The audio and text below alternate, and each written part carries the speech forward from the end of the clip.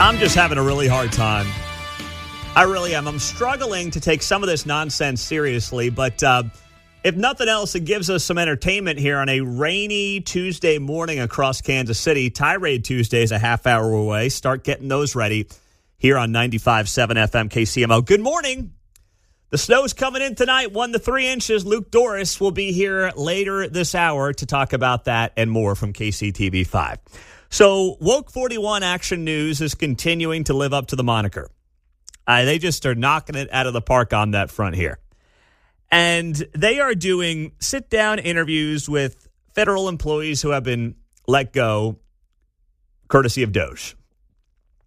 And they're acting like each one of these layoffs is the most important person that has ever worked for the federal government.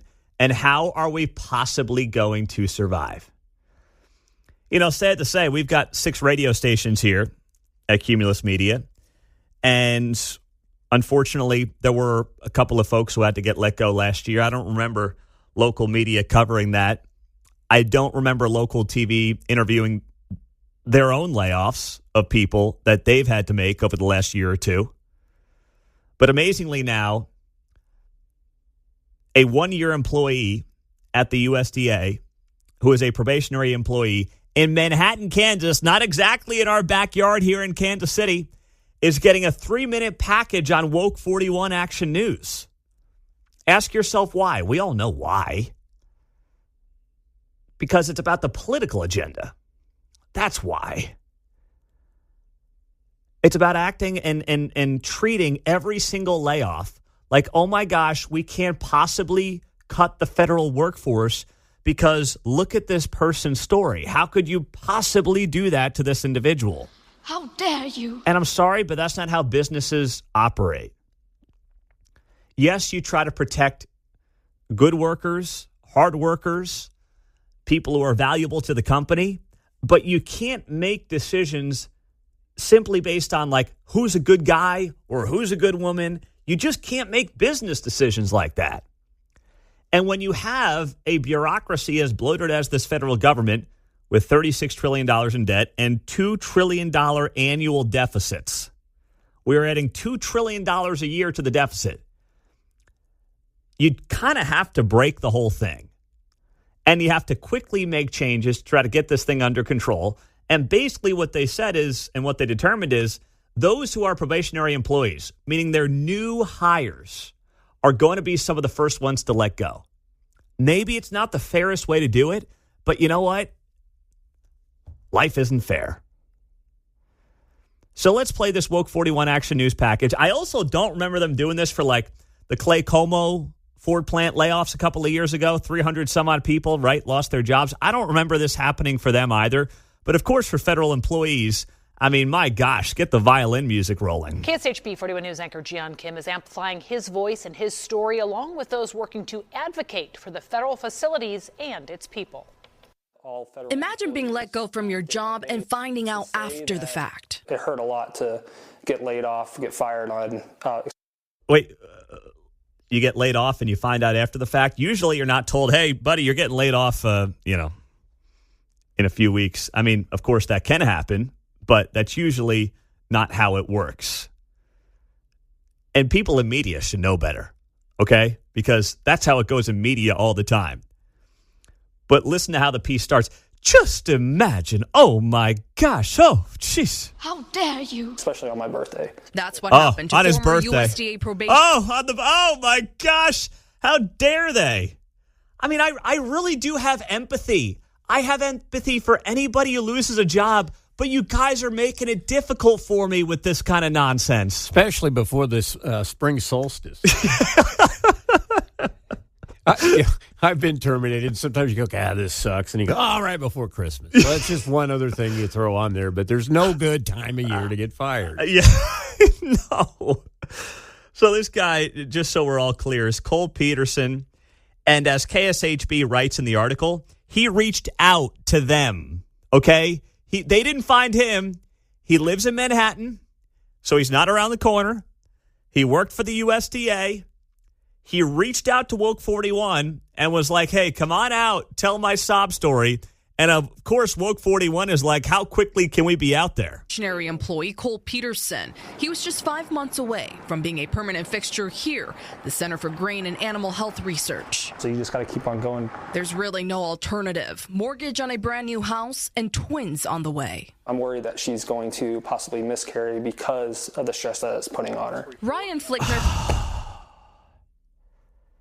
We put this guy away to protect him from himself. Holy cow. Because I can't say holy something else.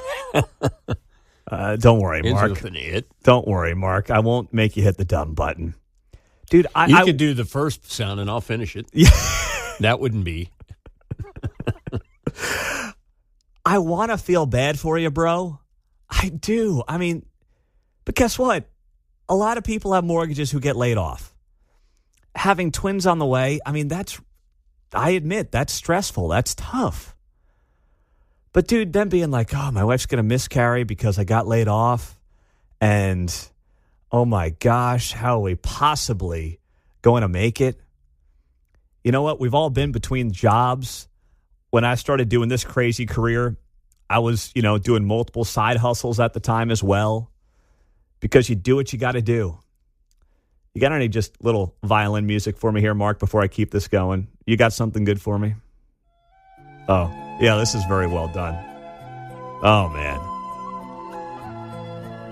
I think Cole Peterson needs this with the USDA. Just a little something for him, It's going to be okay, Cole. You're going to make it, pal. I promise you. All right, pull it down on me. Let me continue with Cole's little story here from Woke 41. Oh, Mark, pull it back, baby. Pull it back. Pull it back. I got to finish Cole's story. I know you're dying to hear Celine. Hang on one sec with me. With the Kansas Farm Bureau was encouraging people like Cole to share their stories. We're able to relay those directly to USDA as well as the Kansas congressional delegation. The hope is it leads to jobs and local resources for those laid off. On a bigger scale, Ryan is also thinking about the impact of downsizing on local producers, people who directly rely on services provided by these USDA facilities. Those subject matter experts that have been trained in their field and are doing good work over at NBAF, hopefully those termination letters are rescinded. A spokesperson with USDA told KSHB 41 that probationary employees who were laid off were, quote, primarily administrative and were not deemed essential. It hurt because the PSAs do so much. Cole, one of those non-essential workers, now plans on selling his wife's car to make ends meet. It's been over 20 jobs that I applied to. I have not been able to receive my separation packet, and that means that I can't file for unemployment. Their worst nightmare? Foreclosing on their dream house and being forced out of Manhattan. It's not right. It shouldn't happen this way. Gian Kim, KSHB 41 News. Gian, we feel for him. And get this, Cole served our country in the Army. He was hired for his USDA job through the Veterans Recruitment Appointment, also known as the VRA. I served this country, and since I served this country, I was let go. That is the story of Cole Peterson, USDA employee who was let go as part of these DOGE layoffs, and Woke 41 doing its thing there with that high level of propaganda, as if no one's ever been let go and no one's ever been let go at a very difficult time in their lives. I feel bad. Let me be very clear. I have empathy. I have sympathy for anybody who loses a job.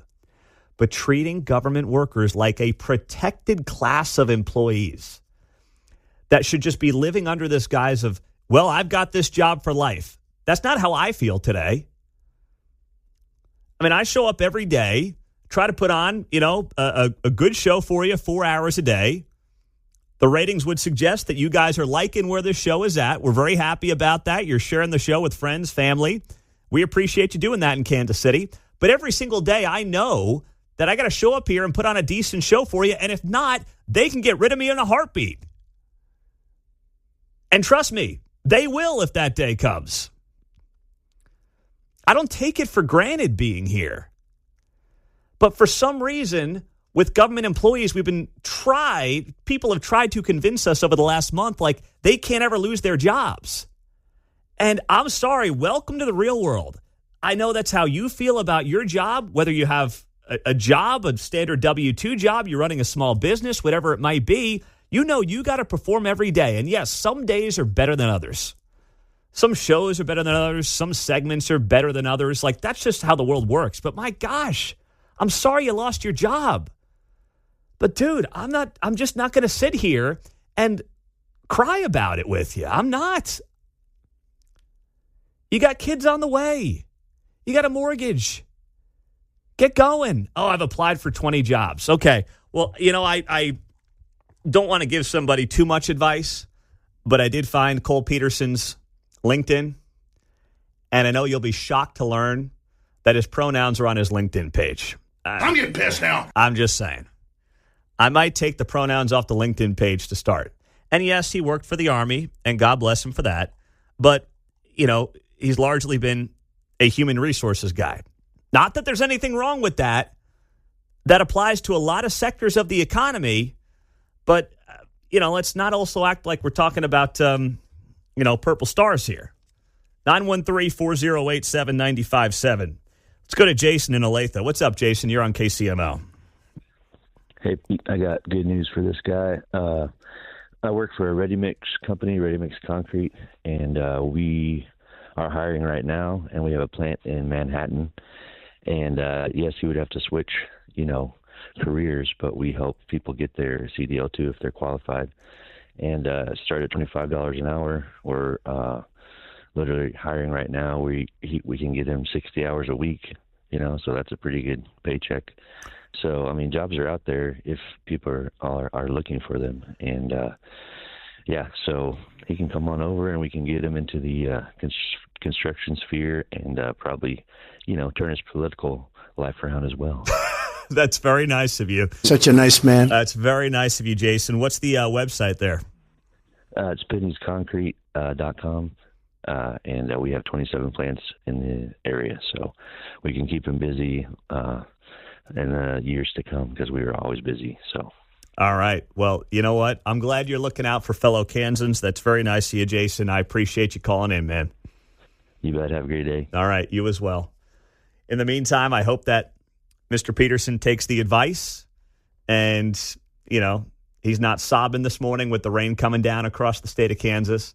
And we'll get to more coming up on 95.7 FM KCMO Talk Radio. It's going to be okay, Cole. You're going to be all right. Killing me there with that Celine Dion right before the break there, Mark. Nice job. 8:23. Tirade Tuesday is 10 minutes away on a rainy Tuesday across Kansas City. Just played the story of Cole Peterson, Manhattan USDA employee who was let go as part of these DOGE cuts. And Woke 41's doing 2-3-minute packages on individuals who are 150 miles away, as if all of Kansas City should be in mourning. And I'm sorry, I feel bad for someone who lost their job, but it happens every day in the private sector. And if you think I'm going to lose a lot of sleep over it, or if you think regular private sector employees are going to be losing a lot of sleep over it when they know what that's like all too well, they're not. It is completely out of touch with where I believe most Kansas Cityans are, and frankly, most Americans are on the issue. Jordan's in Kansas City on KCMO. Hey, Jordan, good morning. Hi, Pete. I actually got laid off twice in 2023, and I ended up in a contract position editing Army Doctrine out at Fort Leavenworth. I was the only contract position. All the other three editors were what was called Army Civ, and I actually, when I had stuff to work on, it was great. As soon as I got something, I got to work. But there were some months I was waiting for authors to get me stuff, and I would have nothing to do. And because I was contract, they couldn't give me special projects to work on. So I took a book in, or I took my Nintendo Switch. And last September, one of the other editors was going to retire. So my plan was to apply for that Army Civ position. And I, at this point, probably would have been laid off because I would have been under a year employee, but I unexpectedly, God was looking out for me, and I got a job offer I wasn't expecting, and now I'm back in the private sector, and I've got lots to do, and it's good, but from my own experience, that's the only time I've worked for the government, but clearly there's some tightening up that can be done. Mm-hmm. So, well, thank you for that, Jordan. I'm glad you're back in the saddle, and you're happy and you're doing well. So congratulations. All right. Sorry, I think you cut out there, Jordan, but thanks so much. Appreciate it. Let's go to John in Kansas City. What's up, John? You're on KCMO. Hey, Pete. Thanks for taking my call. Listen, I just want to let you know, I've been working for the government for almost 5 years now. I'm a combat veteran, even technically disabled. And if anything happens, it still won't make me upset, and I still don't regret voting for 47/45. I'd still vote for them again, even if I get the axe. It doesn't matter. Is that right? Now, you've been there 5 years. You are safer than someone who's a probationary employee. But you're sitting here telling me that no matter what happens, you got no regrets. I have no regrets, Pete. I mean, think about it. I watched how we wasted money over in Iraq. One of my last battalions dumped $190 million into the southern Baghdad, and look what happened in 2014. Mm-hmm. So I don't mind saving some money. Yes, it would stink to have to go back to the private sector, but thank God Jason called and told me that the Ready Mix place is hiring. If I have to go back into the private sector, I will. So it does not matter. You know what I mean? Just like the lady called and said, God will provide. God will provide. And you know what? Hey, Dave Ramsey's on this radio show, so that's where you're supposed to have an emergency fund. So that way, if something like this happens, then that way you have a couple months of pay to take care of everything. So you're not like, oh, no, what do I do? Well, that's a great point there. You got to be prepared. You're spot on with that, John. Let me ask you this real quick. I got a minute, but is there sentiment amongst your colleagues that, oh, my gosh, this is the worst thing ever? We're all going to lose our jobs, and Donald Trump, bad man, like Orange Man bad? Is that the sentiment, or does it really not get talked about like the media talks about it? Well, they're not really saying so much about the person in particular of 47, but you can tell that they are exactly worried, and there is a lot of hysteria, and there's a lot of concern. But that's no different than what we experienced back during COVID. Everybody about loses their minds. Well, ain't that the truth? Hey, hang in there, John. I appreciate your call, and I appreciate your attitude, man. All right. Thank you, Pete. All right. There you go. That's John in Kansas City. See, KCMO listeners helping out KCMO listeners as well. Whether it's local news stories, we shared with you last hour the Channel 41 package that was done on the USDA worker who was let go out in Manhattan, Kansas. I mean, everyone's going to have this personal story. Media is going to drive these stories at a tremendous rate of federal employees who have been let go. And it's all to connect with the narrative that somehow every federal worker was the most important worker that could ever exist, and how could they possibly be laid off? And that's just not true. If you work in the private sector, you understand that. It sucks when anyone loses their job. I feel bad for anybody who does lose a job. But the notion that we are dealing with some kind of protected class of worker is absurd and ridiculous. And I don't think that these interviews are hitting home like the media thinks they're hitting home. And this was another example I saw yesterday on CNN. The National Oceanic and Atmospheric Administration, NOAA. You may follow them on Twitter. They do They do a very good job on social media, just sharing with you weather trends. But also our guy Luke Doris does a great job as well with KCTV5. And they've got all these TV stations. They've all got their own meteorologists who also know what to do. Now, they may rely on NOAA to some degree, but once again, they're doing a really good job as well as basically the private sector. So the NOAA makes these layoffs. NOAA? Yeah, we call it NOAA. Yes. Thank you for that. I was going with the acronym to kind of give people, or not the acronym, I was going with the official, so they understand National Oceanic On a rainy Atmospheric. day, you don't want to refer to NOAA necessarily because the ARC comes to mind. I'm glad you brought that up for me, John. Yes, sir. I was trying to take people like the official National Oceanic Atmospheric Administration, but that is a tongue twister. So wordy. So if you're giving me the approval to go with NOAA, then sir. I will do it as the producer of the show. I will listen to Continue you on. and your guidance. So this NOAA employee hops on CNN. And let's just put it this way. I don't think that this guy, Tom DiLiberto, is the most sympathetic cat in the world. I'm going to play the audio, and you determine for yourself whether or not you think that's the case. Let's roll it. What do you just give me a sense of what this next hurricane season will be like with these cuts?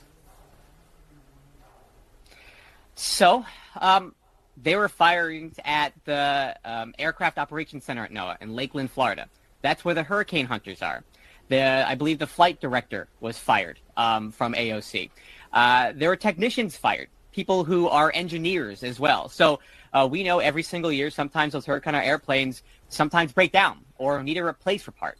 That's going to be harder to fix now. We have less people to do that. We don't have the ability necessary to fly all the planes 24/7 than we did before.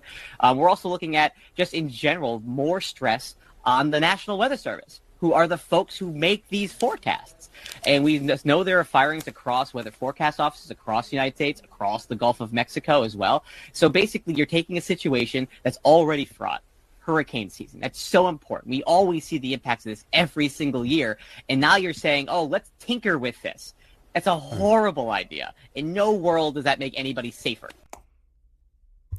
We're all going to die. By the way, did he call it the Gulf of Mexico? Because I'm pretty sure that's not the name anymore there, big guy. I was going to say, easy, Scooter. We got tornado season before we even get to the hurricane. So, you know. I mean, I'm listening to this guy, and in no world does this make anybody safer. Yes, because without more and bloated bureaucracies, I don't know how any of us are going to live and make it to 2026. I just don't know. But it didn't end there. I mean, this kind of stuff I'm listening to, and I'm like, bro, you got to realize how out of touch you sound with the American public. Protest today in front of the NOAA building. What message do you want to send? What do you hope to accomplish? I think it's important for people to know just how integral NOAA is into literally everything that they do. The forecasters at CNN are really great forecasters, but they're utilizing NOAA data all the time, whether they're talking about observations, whether they're talking about who can determine whether a tornado is an EF2 or ocean impacts or hurricanes. And I just want people to know that when it comes to who cares about the American public, it's federal workers. Stop! Like, no one cares for the American people like the government. Come on with this. Now your patriotism is determined by whether or not you collect a check from the government? I mean, geez, pound sand, buddy. That's absurd. The notion that it takes a federal employee to determine if it's an EF1 or 2, it doesn't matter while it's coming. Get the hell out of the way. Yeah, well, that's true as well. I mean, his notion is an after-the-fact measurement. Yeah, the idea that we are losing the top scientists at NOAA is absurd. You know what this guy did? He was a public affairs specialist. I'm not knocking public affairs work, but he's acting like all of a sudden the great scientists with the organization are going to be losing their jobs or have lost their jobs. Meantime, I mean, with all due respect, that's not who this guy is. But he acts like these are the people that are getting let go, while the irony is lost on him, apparently, as he stares into the camera on CNN and makes it very clear that he wasn't one of the most essential people, apparently, at the operation. And after he insists that government workers love their country more than the rest of us in the private sector, which I find very offensive, he said this. Federal workers care so deeply about the American public because it's all we've wanted to do since we were kids growing up. I wanted to be a meteorologist when I was 8 years old, and I was able to live out that dream. And I want the American public to know that NOAA is still going to try and do everything they can to make sure that you're safe. But now we're having an issue where they're going to have to do it with one hand tied behind their back. We may have to end this segment early, guys, because I might be puking in my mouth a little bit here. So if we got to go to break early, you know why. You can still be a meteorologist and not be a government employee. What? Yeah, thank you. We should hit up our buddy Luke Doris at KCTV5. Although I don't want to hit him with this kind of energy from this guy, Tom DiLiberto on CNN. I don't want to do that to him. But the notion that, I lived my dream of beating a meteorologist and now I can't do it anymore. Yes, you can. You might have to move. You might not be able to work for the government. But the notion that, oh my gosh, I can't be a meteorologist anymore is absurd. That's just not true. And then our man on CNN, well, I would say he let the cat out of the bag a little bit here when he admitted that he was really more interested in being an activist than he was looking for his next gig. What's next for you personally? This is good. Well, I'm going to a protest later today. I'm going to keep speaking out about the importance of NOAA and helping to represent those who are fired and also the amazing people who are still left at NOAA. And then I'm going to keep looking for jobs as it relates to communication about weather and climate. It's what I love to do, and I'd like to keep doing that. I think they fired the right guy. Yeah. That's the conclusion I come to. In point. Yeah. Notice, too, what he said there. He said, he's got to go to the protest first. Yeah, I mean, he's going to go hungry, but first we got to go to the protest, of course, right? And notice how he said, too, at the end, he said, he didn't say he was a scientist. He said he liked to talk about the communications of the weather. And not that there's anything wrong with that. But let's be honest, is that an essential government job? Or do you say, hey, we need the top scientists, the public affairs specialists? Somewhat important, mildly important, I guess. But clearly, there probably is some duplication of duties there at NOAA. But I heard the end of the clip, and I'm like, okay, so you really want to talk about the weather? Well, that's cool, but that's not what the top scientists at NOAA are doing. Yeah, what's that pay? Yeah, exactly right. Oh, man, this guy, he's something else. I'm just pretty sure that the climate will only have an impact on the amount of soy that he can get in his latte. That's what I keep thinking about.